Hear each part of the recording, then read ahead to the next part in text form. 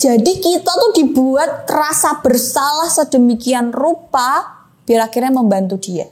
Tapi kayak seolah kita jadi ngerasa bersalah, anjing, gini aku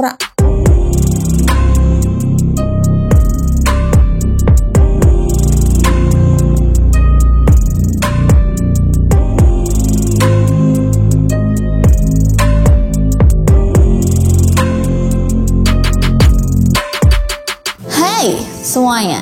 Gimana kabar kalian teman-teman? Semoga sehat selalu, semoga rezekinya lancar, semoga hari ini tiba-tiba dapat uang kaget gitu ya, atau enggak tiba-tiba pas ngecek ATM ternyata bisa ditarik 50.000 gitu kan. Enggak perlu minta tolong transfer aku 10.000 biar bisa ditarik uangnya gitu.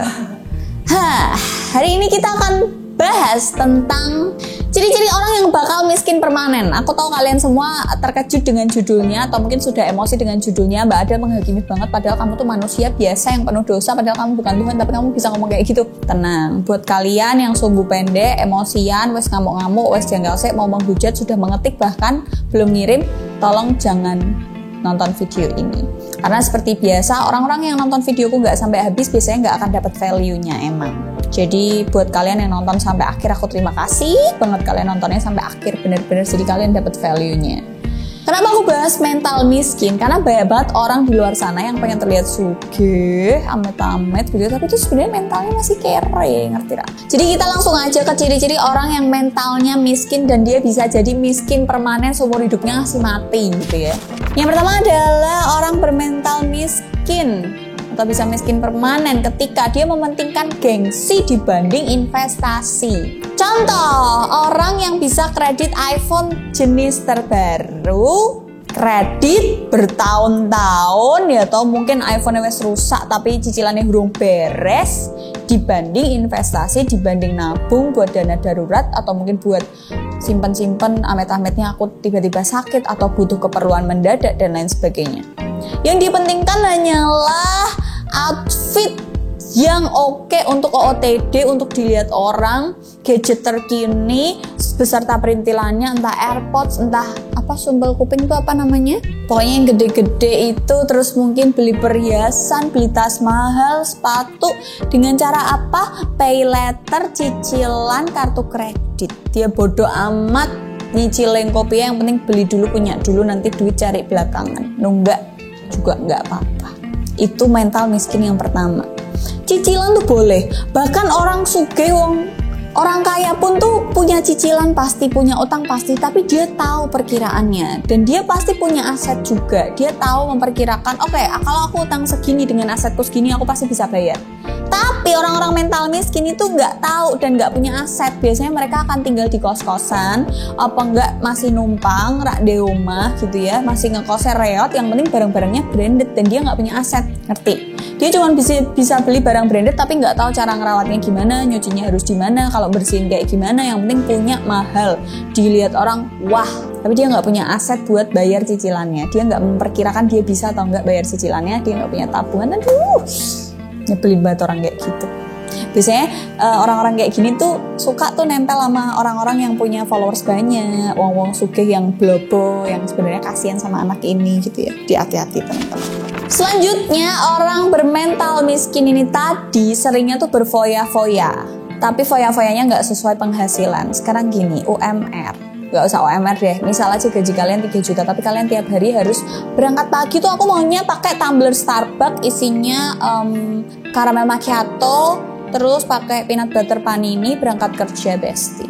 Ala-ala karyawan SCBD, gatel, gajimu rak cukup, ngerti rak? Alhasil apa?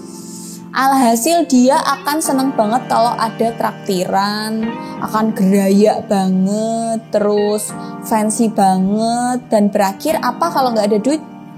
Betul banget, jual diri. Atau biasa yang kita sebut kayak gaya elit ekonomi sulit gitu ya.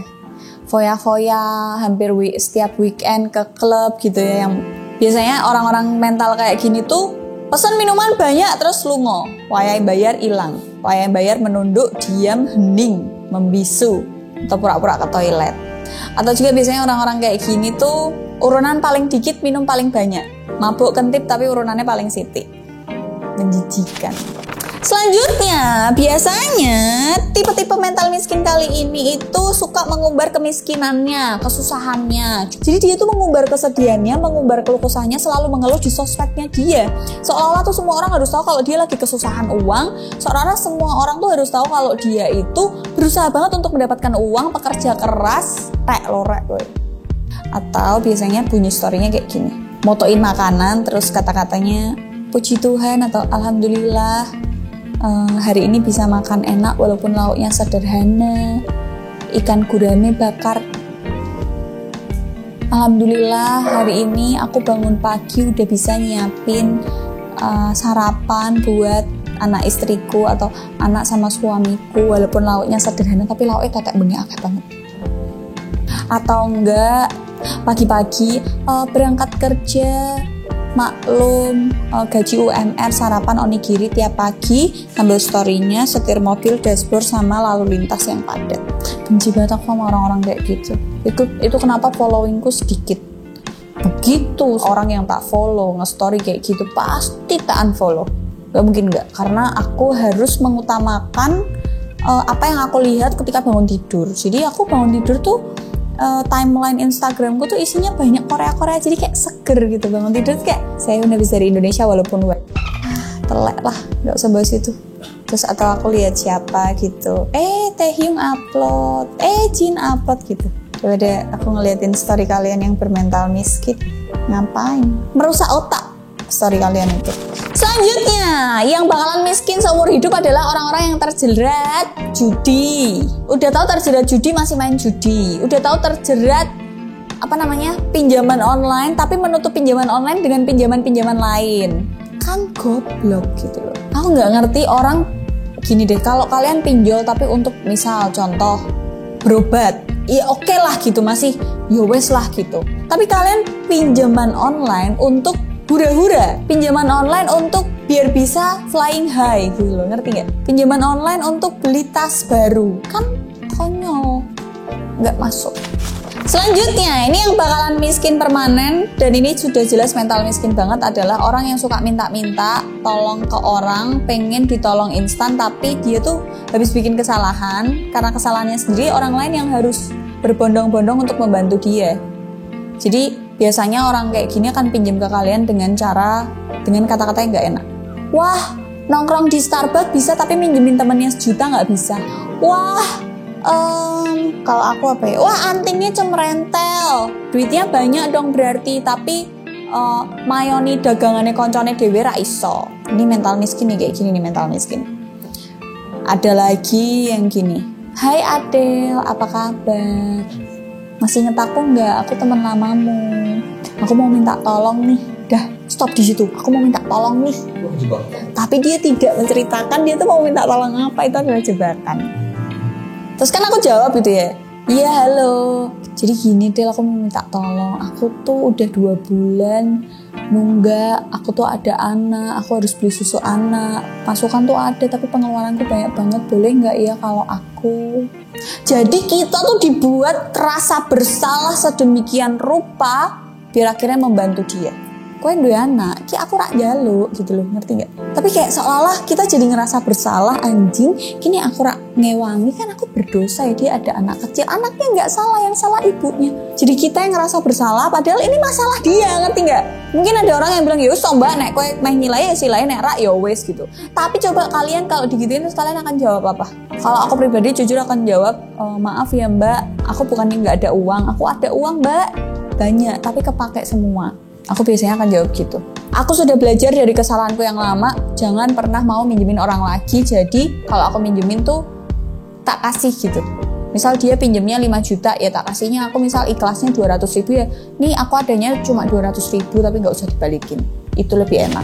Semua ciri-ciri yang aku sebutin di atas itu bukan harus di satu orang ya guys, tapi itu ciri-cirinya tuh macam-macam. Jadi tipe-tipe orang yang miskin permanen dan bermental miskin tuh macam-macam gitu loh. Kalian harus tahu kalau jatuh miskin itu sementara, tapi kalau mental miskin itu bisa selamanya. Jadi kalian harus hati-hati. Bahkan banyak kok orang di luar sana yang mungkin menurutku dia orang tergolong orang mampu, bisa ada. Tapi mentalnya tuh loh, mentalnya tetap kere gitu angel. Jadi jangan sampai kalian bermental miskin ya teman-teman. Kalian mesti tahu kalau tiap tahun baru, bahkan setiap tahun, bahkan COVID kemarin pun yang kata orang banyak yang chaos, akan tumbuh orang-orang kaya baru gitu loh. Begitupun juga orang-orang miskin baru. Jadi semoga di tahun depan kalian yang nonton ini termasuk golongan orang-orang kaya baru. Amin. Termasuk aku. Amin. Semoga ekonomi membaik, yang belum dapat kerja, yang kerja udah lama nggak naik pangkat, semoga cepat naik pangkat, asal kerjaannya genah, amanah. Semoga mental miskin yang nonton ini jadi nggak mental miskin lagi, semoga cepat berubah ya. Karena punya mental miskin tuh nggak enak guys, tenan, nggak bohong aku. Dan punya teman yang mental miskin atau punya orang terdekat mental miskin itu juga nggak enak buat kalian, karena kalian akan diliputi rasa bersalah yang berkepanjangan. Gitu aja konten kali ini. See you next video. Bye.